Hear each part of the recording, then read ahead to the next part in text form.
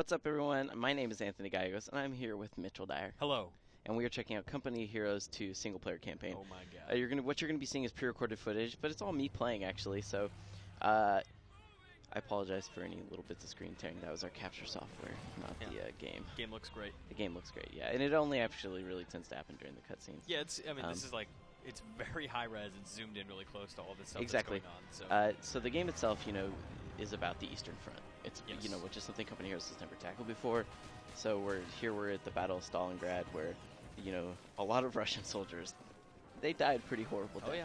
If you've seen Enemy at the Gates, this is actually that similar sort of scene where you had the boats out on the dock, and the soldiers that are running, some of them don't even have guns. Like the actual dialogue, I think the guy said was something like, the guy was like, "I still don't have a gun." And he's like, "You'll find one." It's just like. So the battle for Stalingrad, if you're not familiar with it, it was a particularly vicious battle. I mean, that was the one where the Russians were like, "We can't lose Stalingrad, the city that's kind of named after our leader."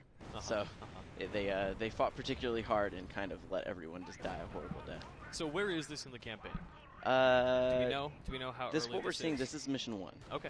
So this is very early. This is the point I was trying to make when I was showing these. I kind of put together a few clips, mostly from mission 1 and 2. It does do a good job of sort of teaching you. And again, Enemy at the Gates, they had a part where guys were coming across in boats. They were getting blown up. It starts you off very simply with just a few squads. But I also like this scene, even though there isn't that many squads to control or anything, but it does give you a good indication of just how pretty the game is, right? Yeah, tons of detail. I was just thinking the explosion looks so much better than anything in Co 1. Yeah. So much more detail. I mean, Co 1 looked really great too, but stuff like that, right? Like as you're running up, that's a scripted event, obviously, but still, But that's the kind of stuff that you can make happen in real time. Exactly, and it nails that feeling of airplanes like that, like that crazy airstrike that they just got wrecked. Like again, things you can do. Yes, that can happen. You can call in airstrikes in Company Heroes. They just nail that sort of feeling of what I imagine. Well, I'll imagine World War II was like. Where it was just like that same sort of chaos you see in movies. They get that very cinematic approach to it. And it's just like the attention to detail, like when that tank shoots, the huge plume of dirt that flies up in the air, or when these guys are running towards cover, enemy bullets are coming at you, missing, you can see them popping off everything from the logs to the dirt. A few things, if you're not familiar with Company Heroes, the closer you are, the more damage your troops do, which is why, as soon as I closed the gap, I was able to kind of roll on those dudes. Obviously, cover is still a huge deal. Yeah, everything from enemy tanks like that have been destroyed to your own tanks can be used for cover. Ugh, not that one. Yeah, that was kind of bad. But there you go. Destroyed tanks provide cover. So obviously, the early missions, the point of the campaign is not necessarily to teach you, because it will teach you some bad habits too. They want us to help you multiplayer, but it does teach you the basic premises of the game. So like right now, I'm not doing any base building. Right, I'm just working with these 2 squads to kind of make it work. And that's kind of what makes Relic's RTS special. That's what makes Dawn of War really cool. That's what made Co 1 really cool, is that you just have this limited group of guys to accomplish whatever task they assign. And you have to kind of do it in the construct of whatever the level is. And it's almost like a puzzle. It gives you almost like an action game feel within the structure of an RTS. Yeah. I mean, I would say that's still true. The only difference between this and Dawn of War is there's no heroes. Sure. So there's never like exactly. There's no name unit. So I fast forward a little bit here to kind of show the bonus objectives that are in the single player missions here. This is something I don't have to do at all. It's a bunch of German troops that are attacking this house, and you're trying to help these guys that are in this building, basically trying to hold off all these Germans. So this is actually a good opportunity to teach you ideas about flanking, how to use special moves like the ability to throw grenades, how to basically deny them cover too, right? Like these guys are in cover, but it's positional cover, so hitting them from the opposite side of the wall means that they're not going to get the cover bonus. When grenades go off, it often sets off like little secondary explosions that look really rad. I think it does little bits of terrain deformation too, that sometimes grenades can do, but other explosions will do terrain deformation that allow you to use those as cover. But even those, a grenade could in theory blow up these boxes and stuff and actually get rid of the cover as well. The troops I'm using are shock troops, so the first level they give you really strong, units, which is not necessarily something the that will probably not persist. yeah, like I mean, a lot the core of the Russian infantry are conscripts who are pretty much terrible. Yep, basically just a bunch of expendable dudes with AKs. Yeah, they were basically citizens that they literally walked up and conscripted. You know, go figure. So now I'm fast forwarding us just a little bit to another mission. Okay. And Is again, this a winter map? no, but you have the mission overlay that you might be familiar with if you played the other company heroes as well. So it still gives you the briefing, you know, where you get the kind of instructions of what you're doing. The guy drawing on the chalk map, Yeah. kind of giving you the feel like you're in the briefing tent, you know, in the battle. Basically, our mission here is to hold the Germans as long as we can, and then lure them in so that we can eventually blow things up. Basically, we're doing what was known as like the scorched earth tactics. We're basically trying to hold out long enough that we can have time to destroy our own supplies so that the Germans can't get them, which was a tactic employed by the Soviets during the war. There was also part of that was like a literal scorched earth thing. Like yeah, I mean they burn would their ground so and that it was uninhabitable. that is part of this in this too. You at one point will equip guys with flamethrowers to burn down the houses and stuff like that so that there's no cover. Right on. So, but I mean it's fun. It teaches you, like, the thing about this level is that it teaches you how to basically utilize defenses and how to hold out, like, really against, like, seemingly insurmountable odds, but how to use things like cover and the very limited abilities you have to kind of turn the tide of battle. So right here actually is that sort of scorched earth tactics. Literally, it's telling me to burn houses. them down. Which is good, though, because it does teach you about, you know, the new abilities of some of the things. Like the fact that buildings can be burned down now by flamethrowers, that's something that wasn't in the old company heroes. Like, you could shoot flames at buildings, but it wouldn't really do anything. It would kill the guys inside. Yeah. But now they've added the idea of actually combustible, like buildings can be caught on fire and eventually they will burn down. So you can actually deny buildings, and especially these ones, right? They're just like really crappy wood buildings. So, and also you can, I don't know if I haven't actually seen if there's a map for it in multiplayer, but in a few minutes you'll see how you can use like flamethrowers to potentially even wreck guys that just happen to be standing in the wrong place at the wrong time. I'm being obviously like a noob. Anybody that's watching, I was blobbing my infantry together. Playing like I do. You should never blob your infantry together. This isn't StarCraft. No. But yeah, here I am setting the buildings on fire. And Dudes also, are probably way too close. Yeah, that's what I was thinking, right?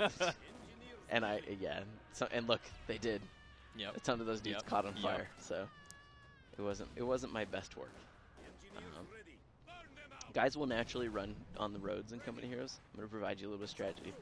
Knowing that when you're playing multiplayer, you can always try and mine things like roads, because if troops have the option to default between a shorter path and using roads, they'll almost always default to roads. That's just like pathing thing. Yeah.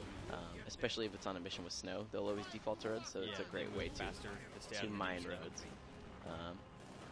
Yeah, obviously snow and whatnot does make up a big part of the Company Heroes campaign. The kind of gist of it is that you're following like this disgraced military leader, Russian military leader, basically he's being accused of giving up on the cause, but to him it was more like the Russians just got so crazy with what they were asking him to do, like leave his men to die, you know, let them be shot in the back. He cared about his men, and therefore unlike most Russian leaders, and therefore he was doing something bad. I mean, yeah, it's hard to say, right? They were fighting such a desperate battle. Yeah. I mean, you know, where they were literally burning down their own citizens' homes and that sort of thing. Which is what, before the precursor to this is, before these houses are all here, you're just holding out against the Germans as long as you can so that civilians can evacuate. And then once they're evacuated, you're like, all right, now nothing gets to stay for the Germans. Hope you grabbed your photos. Yeah, right? So, now the Germans are advancing through the fields, but it's here you can actually torch the fields before they push through. Now, I don't know if this is in multiplayer at all, but it's pretty cool, the idea that there's like actual, like, if they're going across a big grass field, fire will dynamically spread, almost like if you've ever played Far Cry. Exactly, where the fire was like a big hot thing that it could spread so easily. That's definitely still a part of this as well. There's other missions too that aren't in this video that, you know, that people, I don't want to spoil too much for people, right? Like, obviously you want to play for the campaign, you want to see it all, but they do change up the objectives. Like, one is a mission where using nothing but infantry, you don't ever get a tank, you have to disable a Tiger tank. And so that's teaching you about how to lure tanks around, how to lure them into mines, how to use anti-tank weapons against them. And then once it's disabled, you actually get the crew out, and it teaches you another one of Company Heroes 2's new tactics, which is can you repair that tank and get it to the ability where now it's Now your you can tank, steal and it. now you have a Tiger tank. Relic is so good about that, giving you something interesting to do in the context of a really awesome mission, Yeah. while also educating you on how to use that for multiplayer. Yeah, so right there I lit that field on fire, Yeah. and I killed all those guys. I'm about to do the same thing over here. The sad thing is it's also going to kill all these Russian guys. Well, So, but yeah, I mean, yeah, they are really, Mitch is right, they're really good about setting like a single objective in a single player level to teach you a core concept of the game. but it's not as obvious as it is in something. I mean, I'm trying to think of a specific example of a game that is so multiplayer driven that campaigns feel tacked on. Yeah. Company of Heroes never feels that way. It never feels like, oh, this is so it's showing me how to do this in multiplayer. Yeah, yeah. Like in a shooter where it's like capture the flag icon. And I think maybe part of that comes from the fact that while they're obviously not, hyper realistic, they are at least somewhat based on authentic military campaigns. So, like, obviously the Battle of Stalingrad, it happened. Some of the other battles, like the Battle for Cairn, in the old in Company Heroes Tales of Valor, like that happened. The landing in Normandy, that happened.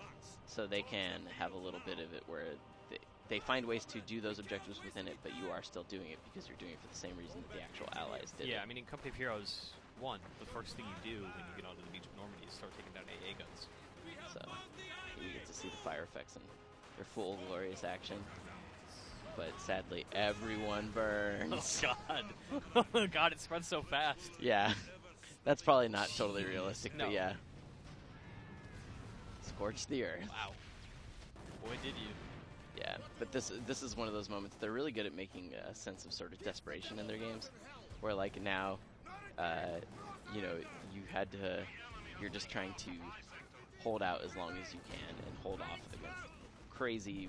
You are way outnumbered, but the difference is that they won't use cover and stuff as much to make it a little bit more manageable. But it also inherently teaches you the benefits of like when guys are in cover versus guys that are not. Yeah, it plays way more into like a tactical mentality than something like StarCraft or even Dawn of War, which is mostly about fairly general real-time strategy stuff. Yeah, It's I mean, like, use this unit to rock paper scissors this exactly. guy. But StarCraft also requires a ton of micromanaging of a lot more units at totally. once. Not to disparage StarCraft 2. It's just two very different types of strategy. Yeah. You have to think very differently about the replay company. And retreating, obviously, might be used having to. those guys retreat. Retreating is still a huge part of this game. Knowing when to do a tactical Embrace your retreat. cowardice. Well, yeah, because it's always cheaper to rebuild a unit from one guy back up to full than it is to build a unit from scratch. Yeah. So, And a lot of the time you won't have the opportunity to rebuild a unit. yeah. So a lot of times it really does become, can you keep that unit in the field? Plus they gain experience. So like this unit's a 3-star unit. So Yeah, it's they're doing it's pretty good. in my best interest to make sure that they never get wiped out. But they're great. Like those 4 dudes can kind of stymie an invasion. Yeah, they're cleaning up. Well, for a little bit, but For now. eventually they can only take so much, right? All these Germans coming in.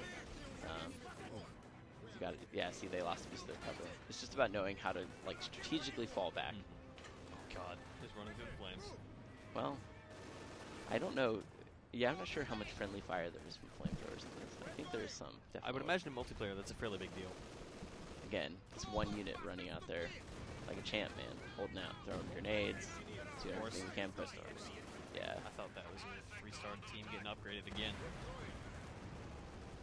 there's a lot. What's up? I was going to say, what kind of upgrades does that team get as they level up?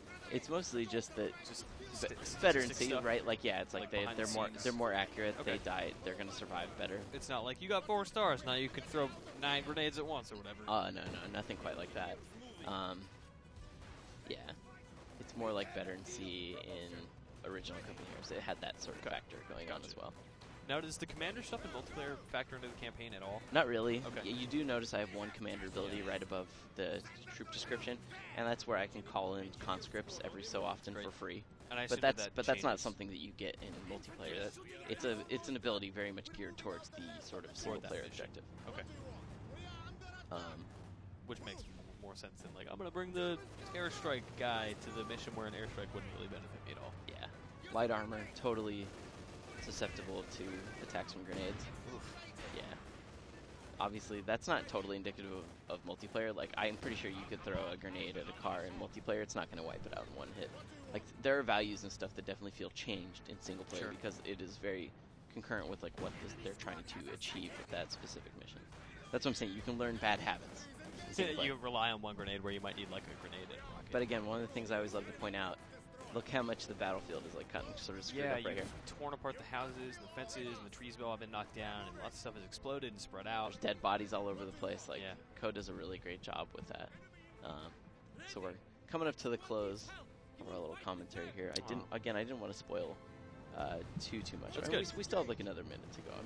Okay, just brace yourselves for the end because I know that I need to. The tears are going to start flowing for me fairly soon. I mean, the game comes out soon, right? It's like June. It's June, yeah. So just towards the end of June. It's had one delay.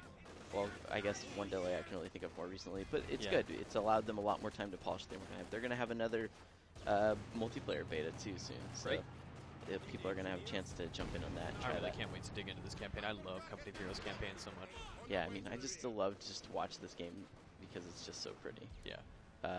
So yeah, I imagine right here is pretty much where I've managed to, like, I'm retreating all my guys because I'm just trying to reinforce them. One cannon shot or something. Oh yeah, one well-placed grenade, your mission is over. Yeah. Basically, at this point, I'm literally just trying to hold out for as long as I can. Look at that horrible blob. Yeah, I know. I was kind of getting a little just like I was like kind of not paying attention because I thought the mission must be just about to be over. And yeah, sure enough, like you got light armor rolling up on you again. Literally all I'm trying to do is hold out, just for a second. So that's kind of, you know, after this happens, you run across the bridge and basically you just leave these guys behind because you're a terrible Russian person. That's really mean. Not that all Russian people are mean, but I'm just saying that they did some horrible Let's stuff. get out of here before this gets worse. Anyways, for more on Company of Heroes 2, you know, going on the future reviews, all that sort of good stuff, we're going to keep on playing it. We're going to keep on doing things. And for a lot more on it, I'm still going to remember where it's Mitch, but where can they go? You can go to IGN.